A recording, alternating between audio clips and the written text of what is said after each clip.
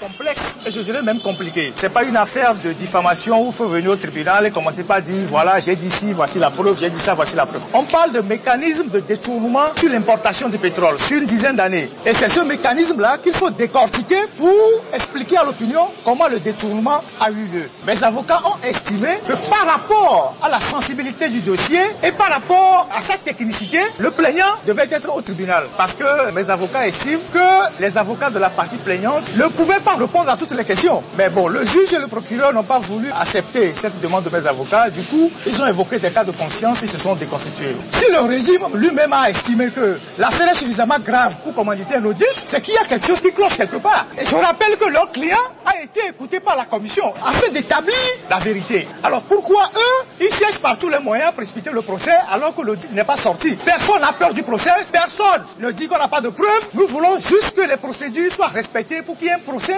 qui permette d'éclairer l'ensemble des citoyens. J'ai trouvé quand même extraordinaire que des avocats qui achètent du carburant viennent soutenir devant un tribunal avec des arguments tirés des cheveux que la Ligue des consommateurs n'a pas le droit de porter plainte. Et c'est au Togo qu'on entend des avocats raconter des inepties comme ça devant un tribunal.